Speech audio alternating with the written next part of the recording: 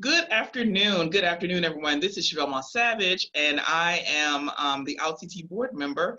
And I am so excited about our conversation today. We will be chatting with Dr. Jessica Young Brown, who is the author of Making Space at the Well, as well as we're going to talk about different identities around church and mental wellness and what that looks like. So without further ado, I'm just going to read Dr. Jessica Young Brown's bio, honey, which is extensive, y'all. So I'm going to so give me a second. Dr. Jessica Young Brown is a counseling psychologist who serves as an assistant professor of counseling and practical theology at the Samuel DeWitt Proctor School of Theology at Virginia Union University. I got to say it like that, y'all, because people who go there say it just like that. All right. In this capacity, she teaches and provides consultation and program development on issues of vocation, spiritual formation, and human development. Dr. Brown is also a licensed clinical psychologist and certified clinical trauma professional in private practice and provides education and consultation to churches and community organizations on mental health and organizational issues. In her clinical practice, Dr. Brown focuses on women's issues and relational concerns. Dr. Brown completed her undergraduate education at Elon University in Elon, North Carolina. Although it's not a HBCU, I still love her. She then matriculated at Virginia Commonwealth University in Richmond, Virginia, where she received her MS and PhD degrees, both in counseling psychology. In addition to her work obligations, Dr. Brown is engaged at the community level. She is a Verona District Representative and Chair for Henrico County Board of Mental Health and Development Services. She is also the Vice Chair of the Board of Directors for VIP Care, a nonprofit organization focused on providing faith-based counseling services in the Richmond community. And in addition, I told you I was young, y'all, to teaching responsibilities, Dr. Brown serves as the Director of the Barry Young Center for Ministry Formation, which provides vocational coaching and support to ministers at various stages of ministry. The center provides education and intervention on issues such as vocational discernment, burnout prevention, recovery, and personal wellness. Now, let me just give y'all some full disclosure. Dr. Brown and I met professionally at a professional capacity. Oh my goodness. Shoot. She had just 2011, I married think. her husband. Yeah, so So it it must have was been so many years ago. 2011. Yeah, we Long time so ago. a long time ago, we were doing our practicum at the same agency. I was doing my practicum for my master's, and she was doing it for her doctorate. Y'all see all these qualifications she's got. And so, we clicked and we just stayed connected and later became friends. Mm-hmm. And so the reason why I'm bringing this up is because we go way back like reclining chairs. And so I know the sweat, tears, and all of the things that came Mm-hmm. into this love language of her creating this book. And so I'm excited to talk to you about that, as well as some other things. So welcome, Dr. Brown. Welcome. And I'm Thank going to go you ahead and call you Jeff so because that's much. what I call you anyway. Yeah, go ahead and call me what you call me, child. Thank you. I'm excited to be here, and of course, excited to have any conversation at all with you. I know this is a topic we're both really passionate about, so I'm sure it's going to be a great Yeah. time. So tell me, like the fruition of your love language manifested in a book, how does that feel? Mm. It is amazing. It really is. So I always tell people probably around the time we met, so over 10 years or so, I've really been doing a lot of training and coaching and teaching in churches, just trying to help us be better. You know how when you love something and you see the potential of everything it can be, it's like you just can't rest until it gets better, you know? Mm-hmm. And that's how I Mm-hmm. feel about the Black church. I love it so much. It's so much a part of my formation as a person and even the way my family operates. We got so many ministers in my family that my aunt says we have Levitical blood. So it's a huge part of my worldview. And then as I became a mental health professional, and Mm-hmm. probably even before that, um, my eyes were open just to the ways that we can be better, the ways that we sometimes let religion get in the way of really being the church. And so this Mm-hmm. book is my hope is that this book is a piece of the remedy for that, that we don't Mm-hmm. get so caught up in church that we forget to be people, that we forget Mm-hmm. that above all, Jesus was really about loving people and making sure they got what Mm-hmm. they needed. Mm-hmm. I mean, and it's interesting that you say about like when you get caught up in like the religiosity of it and not actually the Mm-hmm. relationship, right? Of communing with your higher power. And based on some of the teachings in the Bible that a lot of people refer to, I mean, for real though, Jesus was like a little bit of hood. He was a radical person. Jesus He was a he straight gangster. Listen, like turned over gangster. tables, right? And so I think I always tell my students, I teach at a seminary, right? And so Mm-hmm. the churchy of the churchies are my people. But I always tell my students, like, y'all love Jesus on the cross, but let's talk Mm-hmm. about all of Jesus. Let's talk about Mm-hmm. Jesus in the temple turning over tables. Let's talk about Jesus who was cool with the prostitutes and the tax collectors who were the outcasts of the time. Let's talk about the Mm-hmm. Jesus who, when people followed him, would not preach before they were fed. Like I think we pick and choose. We love Savior Jesus, Mm-hmm.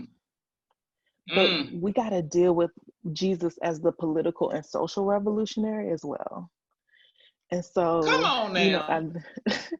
there's a chapter in the end of the book where I'm kind of wrapping things up, where I'm like, basically the point of the book is be like Jesus, like, but the real Jesus, not Mm-hmm. white Jesus with blonde hair behind the baptismal pool.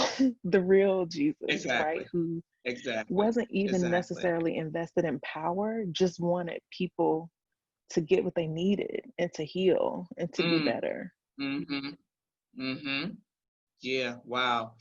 I'm so glad that when you have conversations with your students that you actually are differentiating like the Savior Jesus and then like the actual person that walked the earth, right? Based on the teachings that we have read. The person who was like, I love everybody. The person who is like Mm-hmm. at the well washing it, like all the things. Who, like not just the one who's like, all right, I'm out of rose from the grave and I'm on a cross. What about the other part? Because you have to get there. It's a journey. Can you imagine? Exactly. Exactly. Exactly. Exactly. And even, I mean, the piece that I really appreciate about Jesus is there are all these instances where he basically like sat with people that nobody else would spend time with. Like Mm. lepers, people wouldn't even get close to them. And Jesus Mm-hmm. just has a conversation with them. Like all of the Mm-hmm. social constructions. And for me, as a psychologist, I view this as, we basically other to help ourselves feel better, right? So if I can view Mm-hmm. somebody else, if I can look at this gay person or this trans person and say, oh, well, they not doing, whatever, that makes me feel better Mm-hmm. about myself. But all of those Mm-hmm. social hierarchies that we put in place, Jesus basically was not interested in participating in most of those. And even if he did Mm-hmm. follow social conventions, people would challenge him and he would let them challenge him. Like even in this case, the story that the book is kind of circling around is one that we're really familiar with, Jesus and the Samaritan woman at the well, right? So Jesus was a Mm-hmm. Jew, she was a Samaritan woman. They would not have had a conversation at all. And then on top of that, Jesus arrives at the well in the middle of the day. And in biblical times, women would go to the well early in the morning because they needed the water for their day. So the fact that this Mm-hmm. woman was at the well at noon is an indication that she was an outcast. So he already knew before he Mm. started talking to her that she was one of the others. And so Mm-hmm. the Mm-hmm. fact that he then engages the other, which he does all throughout the Gospels, is an indication of, for me, what our cue should be. Like if somebody Mm. seems off or not right or like they don't fit in, that's not the time to participate in them not fitting in. It's actually the time to Mm-hmm. reach out and try to connect, because that person, and part of what I write about is people who are in these marginalized positions, whatever that is, are constantly worried about what's going to happen. And like, will I be accepted? Are they going to look at me Mm-hmm. sideways? Am I going to have to deal with a sideways Mm-hmm. comment? And so from my Mm-hmm. perspective, it's our responsibility to do the work of proving I'm a trustworthy person. You don't have to do all Mm-hmm. that work with me. I am safe. Mm-hmm. We Mm-hmm. have to, because if, like, me as a straight Christian woman, I have power in those situations. In a church, Mm-hmm. because I am a preacher's daughter, because I'm a preacher's wife, I have power. And so, as a person of power in those situations, it's my responsibility to break down that barrier and let somebody know, hey, you're okay with me. I'm not going to intentionally hurt you. And I believe you belong here, because so many times people don't get that message. Mm-hmm. I'm so glad that you brought all of those things up because one of the things that, and you kind of alluded to it when you said about like how Jesus went specifically and like went to the others, and that how we Mm-hmm. as Black folks will other somebody in a minute. And I love that you brought up to make ourselves feel better, right? Which, when it comes down to like patriarchy and like supporting white supremacy, we don't even realize that we're doing that with that. But that's another conversation, That's exactly right? what it is. We're So, participating in it. but at the end of the day, that when it comes to queer identities or people who identify as LGBTQ and faith, it is such a big component of Mm-hmm. people wondering if somebody's going to say something, and people wondering if they're going to be looked at differently, or a trans woman coming in and wanting to be dressed in her authentic self and wondering if she's going to be supported and affirmed or ostracized. And I love the fact that you're like, okay, as a straight cis woman with power, because you also have power because of your positions in different areas of the church. Absolutely. You're like, I need Absolutely. to actually utilize that and be like, hey, come to the front and sit with me. Hey, Yes. come over here and join the choir. That in itself says a lot, because guess what? I tell people all the time, allyship is an actual verb. It requires action. It's just not a noun. I don't need you to sit around and be like, oh, yeah, I'll post Black Lives Matter or hashtag LGBTQ Lives Matter. I need you to actually do an action. I need you to, act on something and show me. Don't just walk the walk. I need you to, don't just talk the talk. I need you to walk the walk. And so I love the fact that you're able to even tap into that and recognize that. Why do you think the church has an issue with LGBTQI identities within the church? And when I say that, let me give a caveat, because I'm not going to stereotype or do a blanket statement, because not all churches are like that. But in my experience, some of the Black Mm-hmm. faith traditional churches definitely have concerns, and they may say they may be more tolerating or maybe accepting, but it's real hard to find an affirming Black church where you can engage in a Black church experience. And just for the people in the back who may not know, Jessica, can you just break down, when I say a Black church experience, what that kind of means?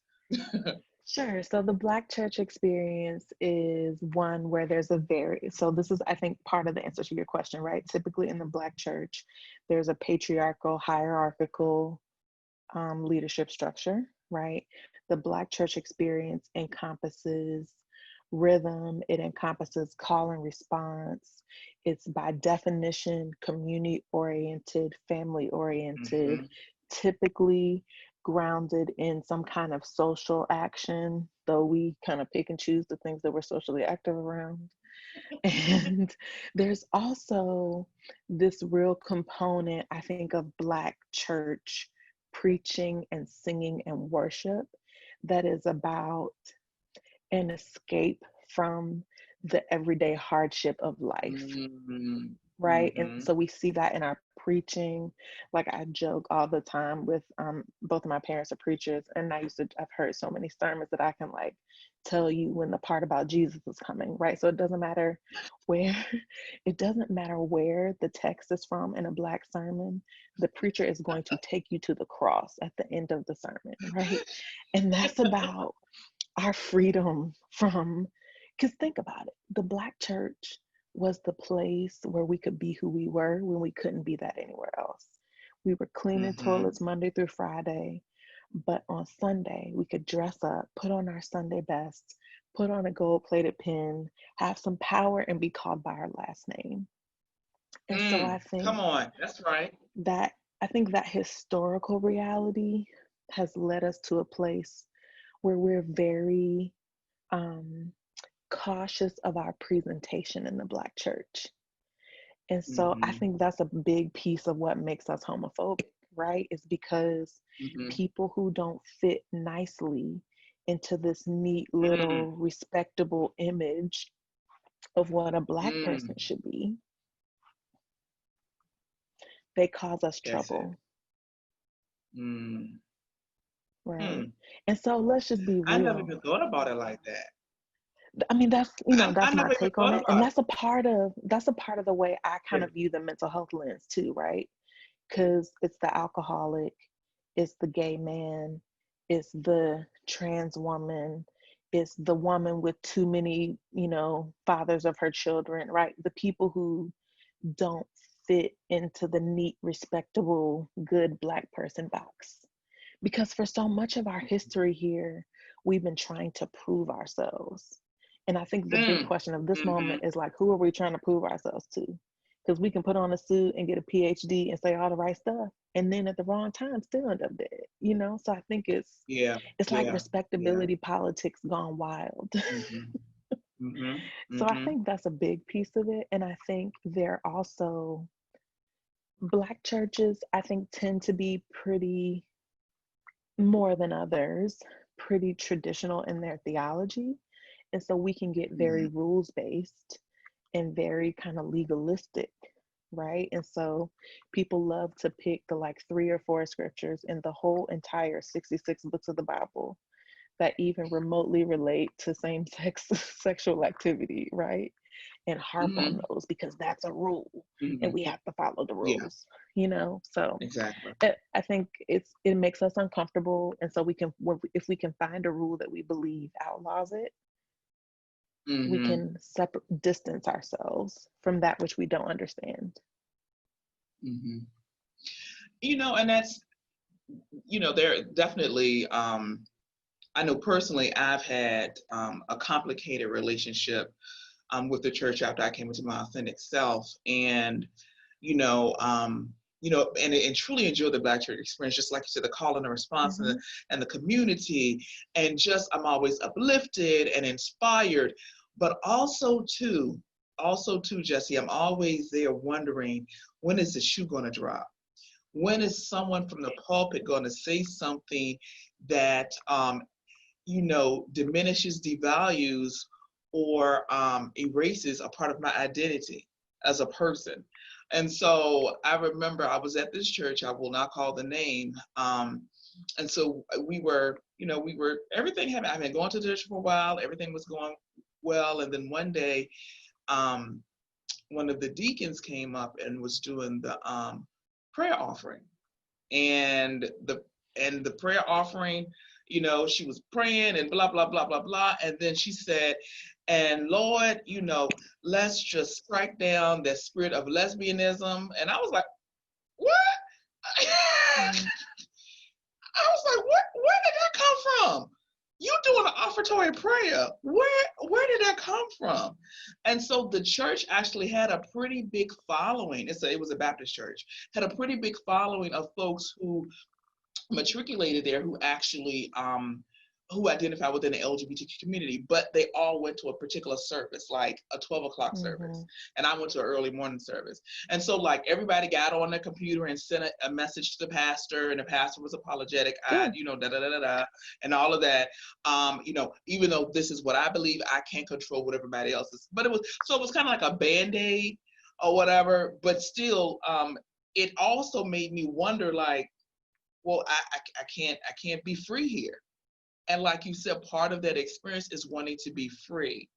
And Right. so, what are your suggestions when it comes down to, like, I know that you go to different churches and you try to educate and inform, provide resources. So when it comes to like a church who is trying to be more affirming, What are your thoughts around that when it comes to like queer and LGBTQ identities? So I think the first thing is to really, churches have to tackle the theological piece of it first. Like often we were talking about this before we started recording, that sometimes churches have this like um, love the sinner, hate the sin kind of framework. Mm-hmm. And I mean, that's better than being outright hateful, but it still Mm-hmm. sends the same message really, which is Mm-hmm. there's something about you that is inherently wrong.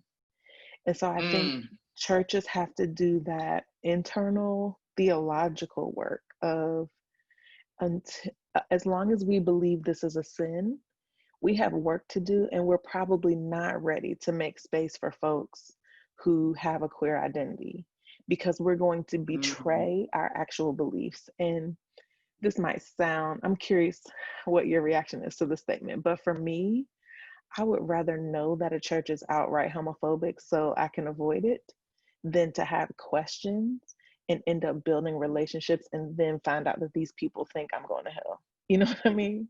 And so I think No. churches should only say that they're open and affirming after they've done that theological work. So that's the first step. And there's lots of, one of the people in the theology world that I really admire for this work is Bishop Yvette Flunder. She, I don't know if you've heard of her, but she's in California, married to a Okay. woman for like 20 years.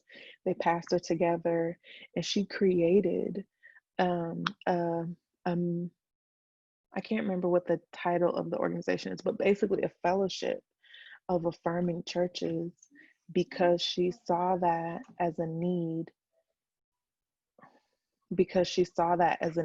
that she was this queer woman who was in a Pentecostal Mm-hmm. denomination, who did not Mm-hmm. feel like she was totally accepted, right? And so part of what she's done is really work to transform folks' theology on Mm-hmm. this whole idea that this is sinful and da da da da da. So she really has done some excellent work and really challenging people. Like, so you say I'm Mm-hmm. called, you say I'm anointed. She was a recording artist before she became an ordained minister. She's like, so if you love me, you also need to love the woman I'm married to, and you're not going to disrespect That's her. right. You're not going to call her Mm-hmm. anything other than her name, and you're going to honor that God called both of us, right?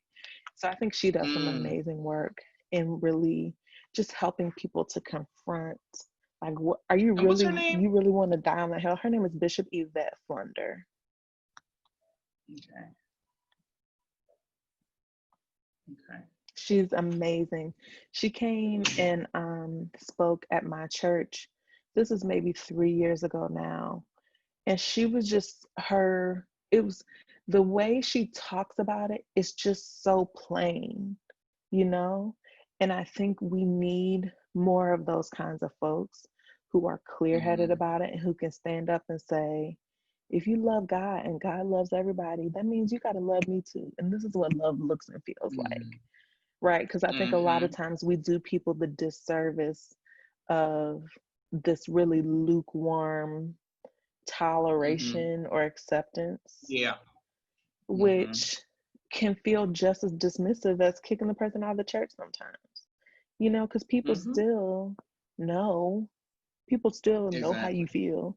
Even if you don't say the They wrong can tell. words, your actions betray Exactly. you. So I think it's so important to do that internal work before you harm anybody who's already in a vulnerable community, you know? Yeah. When you had mentioned that you wanted to know what my response was in regards to like for the church to be Mm, outwardly homophobic. Yes.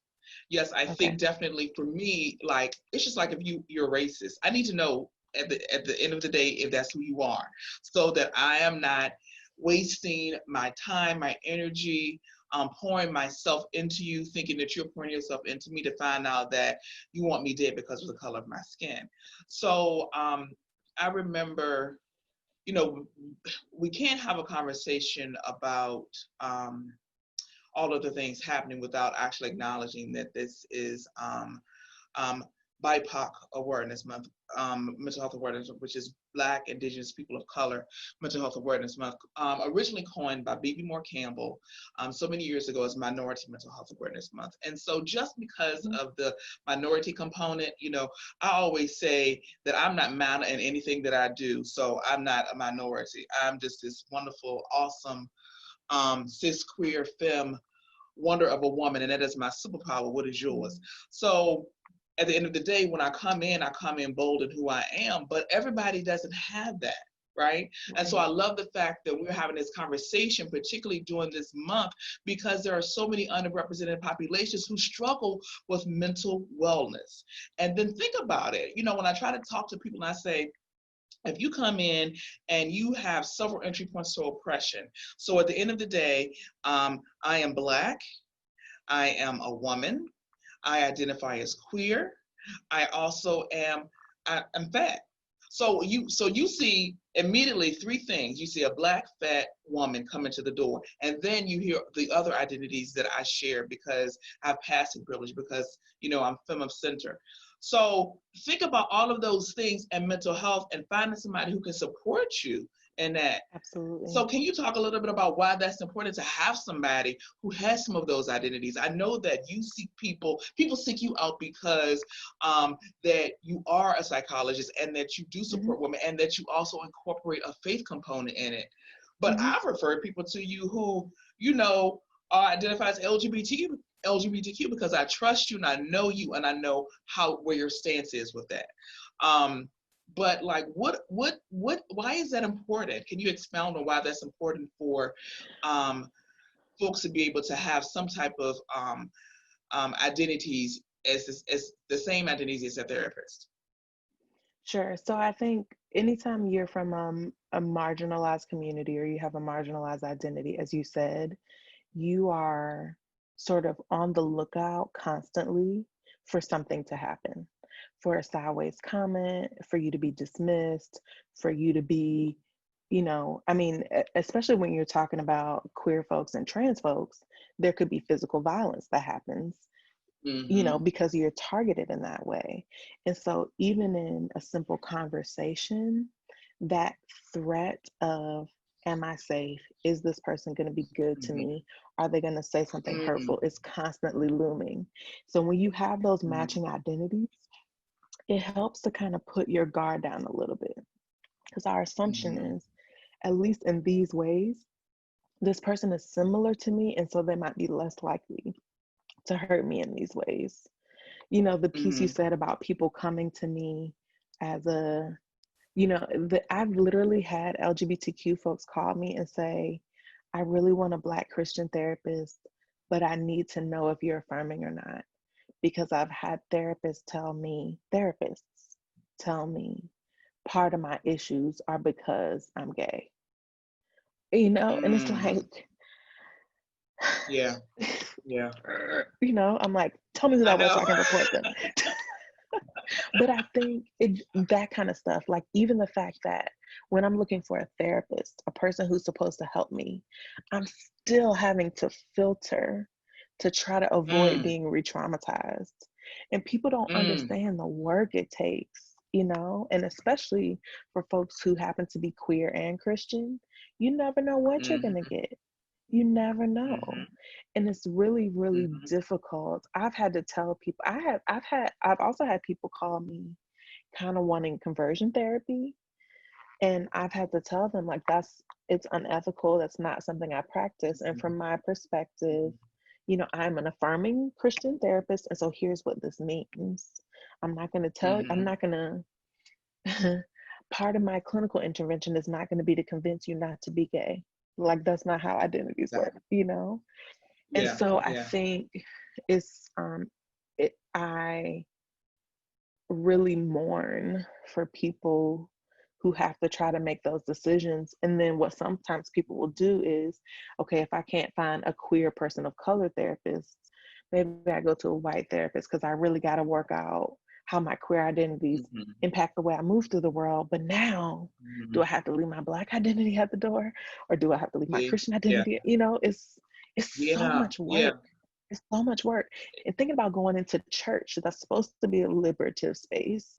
And now I'm thinking, okay, do I Mhm. have to leave my queer identity at the door? Or if I'm partnered, can I bring this person? Can I hold their hand in church? Like, Mm. do I have to pretend to be cis so I don't get looked sideways? It's too much Wow, work. exactly, It's too much exactly. work. And people That is shouldn't have to do that coming to church.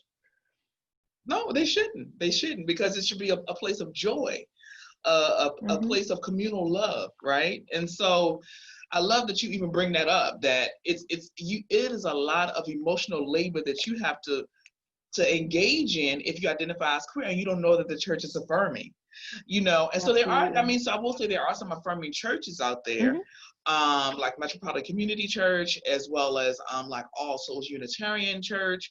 But when it comes to, I personally have not had, and I welcome, just if you have a list of some Black affirming churches, then I would say absolutely, so we can tell the people in Virginia, come on, go through it.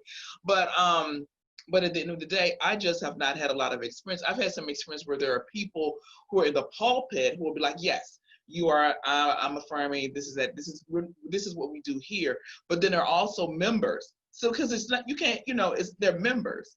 So it's, I don't know if you remember, have you ever watched Orange is the New Black? So Samaya Wiley. I don't remember that name. Who was the character? Samaya Wiley, that's her actual government name. Her parents have had a church. They were pastors of a church for over 20 something years. And specifically, whenever they read at the beginning, they read, like, I guess, the tenets of the faith, and they would say, we are Oh an yeah. affirming Black, and they would read it from the pulpit. Oh And wow, so that's great. yes, yes. And so I forget, oh my gosh, her name was Pastor Chris, and I can't remember what his name. The She co-pastored with her husband, but anyway, so Sanaya Wiley also was in Handmaid's Tale, Mm-hmm. little small little Black woman. So anyway, so I know who you're talking that's about. the Yeah. you know who I'm talking about. So Mm-hmm. that I church is in do. D.C. Yeah, yeah. So that church is in DC. So that's great that they have it, and that's the Black church experience. But it actually came together with another church. You know what I'm saying? It was like it's just not, it wasn't a traditional church, but that was the closest that I found to having a Black church experience where you also felt affirmed and supported. And I think I went to another church in DC where they had the pastor identified as male, and then his husband was the first gentleman, which I thought was That's awesome. nice. You know, Yeah. so so things like, but that's kind of going to the north. There's not a lot of those kind of situations in the South. And so I think because we are on the Bible Belt, honey, that is so Mm-hmm. important. And because as Black and brown people, our faith is so very strong in how we navigate the world. But it has always been that way, because like you said, that was a way of us to escape. It's a form of Absolutely. escapism based on the everyday struggles that Black and brown people have to endure. So let me ask you, so making space at the well, what made you come up with that title? So originally, when I started teaching this kind of stuff, so okay, when I was in school, I had this professor who was really into acronyms, and he was like, if you're going to do a Uh-huh. community intervention, it needs to be an acronym because that's how people are going to remember it. So, believe it or not, this book, not the way it's currently organized, but the sort of the bones of it started out as a project for my community psychology class. We had to pick a community Oh, organization and develop an intervention, a mental health intervention for that community organization. And so the original name of the intervention was Safe Spaces, creating safe spaces in churches, and SPACE was an acronym. And okay. so for the past 10 years, I've been teaching this Safe Spaces curriculum. And it's funny because when I originally developed it, a good friend of mine that I was in school with was like, so you're going to publish this, right? And I was like, no, it's just a class project. And she was like, okay. And so, I've been teaching it and teaching it and teaching it, and finally got to the point where I was ready to write it down. And really, I wanted a biblical text to ground it, because I wanted it to read almost like a Bible study. You know, we love Bible studies in the Black Mm. church. Mhm. So and so when I selected the text of the woman at the well, that's kind of when Space at the Well came together. So Space is the original acronym from this mental health intervention that I've been doing forever. And then the well becomes a metaphor, not just for the church, but really for what the church can be, for the church as Mhm. a saving and healing space. Hmm. So it seems like from like the book that you're noticing that the church has come a long way, but it can be better. Absolutely. Absolutely. And I'll say, you know, the response to this book has really been awesome. It came out in April, and I've had so many people purchase it from me directly, and other people say, "Hey, I bought your book on Amazon, or I bought it here or there." And I've done lots of conversations with churches. I actually I'm doing a Bible study with a church this evening on the book. And so I think we're at a space where we're really ready to have these conversations. Mhm. I Mhm. think it also helps that I am such a church baby. And so it doesn't Mhm. feel like this outsider coming in, because we as Black folks have Mhm. reactions to that kind of stuff too, right? Mhm. Which Mhm. is Mhm. warranted. That's a part of the reason why I became a mental health professional, is because I knew, like, I can have one foot here and one foot there and be who I am in both of those spaces. Mhm. And so I think we are ready to start learning about it. The key Mhm. will be the implementation. And you said Mhm. earlier, like, the leader can say one thing, or the leader can believe one thing, but you also have the people in the church. And so I think the responsibility is really on leadership to set the frame and to say, this is who we are going to be as a church. These are the actions that will live out who we say we're going to be. And we've got to keep Mhm. doing it and keep practicing it and keep thinking about it and keep learning about it, because that work is never done. It's never done. It's got Mhm. to become a part of the way we are. Wow. So I will thank you. Thank you for this. I know that when we chatted and this and finalizing our chat today about the book, you said that there was a chapter in the book that you said when you talk about LGBTQI identities or whatever, can you, Mhm. and that you said it needs to be even more expansive. Can you just kind of mention that? Sure. So the book really focuses kind of on general mental health. And part of what I talk about in the book is that I have not done a particularly good job of addressing all of the intricacies of what it means to be LGBTQ in the church. And part of that is because there are people who are writing and researching on this who are much more equipped than I am, right? I'm kind of a generalist by orientation. But um, uh, I think the point that I wanted to drive home is that we have to realize that folks who identify anywhere along that LGBTQIA spectrum are more vulnerable to any of the mental health issues that we might see popping up in a church, because they are in a marginalized community within a marginalized community. If you think about somebody Mm. who identifies as, say, Black and queer, right? So Black folks can be homophobic, queer folks can be racist. So where is my place? You know? Mm. And so Mhm. it's even more important that we attend to what it means to really be inclusive and welcoming, because those are the folks, particularly if they dare to be outwardly queer, right? And they're not cis presenting or straight presenting, those folks are likely getting discrimination and dismissed all over, everywhere in their Mm. lives. And it's Mhm. so important that we don't then recreate that pattern. We need to be a place of solace, and we have to be intentional about it. We can't leave people guessing. Listen, church folk, administrators, pastors, deacons, food pantries, single parenting administrators, all the things, honey. The nurse ministry, Yes, the nursery ministry, the all of the usher, things, right? all of them, Usher, all of them. the pantry ministry, everybody. Y'all have heard the charge from Dr. Jessica Young Brown.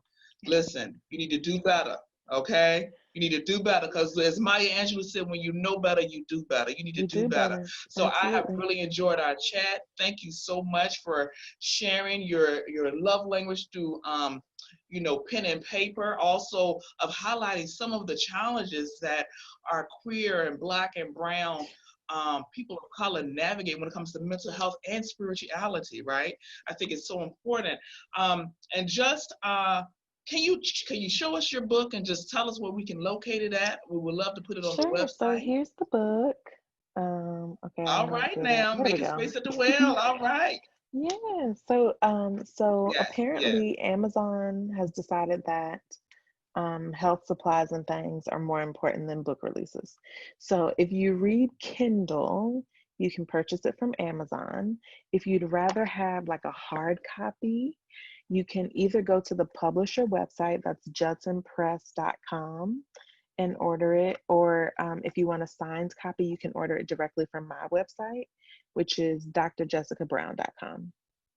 So Dr. hopefully Which Amazon will I have the personally print have a signed copies in website. soon. Yes, you have a signed copy, Yes, I have. the Yes, yes, yes. I exclusive have a signed signed copies. copy. um, so, and also for our folks who, so Jessie is located in Virginia, and so Hmm. if she is open, and once folks look at the interview and they may want to have a conversation around what that looks like in regards to mental wellness and all of the intersecting identities, LGBTQIA, Black, Brown, Indigenous, or whatever. She has said that she is willing to come back and have a conversation, which I'm grateful for.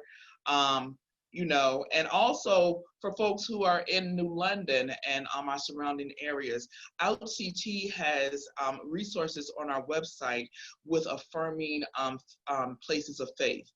We have about 22 Right. resources, which is an improvement because when I first got here 2 years ago, I looked and I didn't see a lot. So our website, please go to it. We will definitely continue to support what is going on. Thank you so much, Jessie, for sharing your Thank time with me, you. for talking about your love passion, as well as just giving a charge to the church administrators, Let's honey. do Listen, better. y'all done heard it now. Absolutely. Stop playing. She's a preacher's kid, so y'all know she know what she's talking about. And did y'all hear that bio already?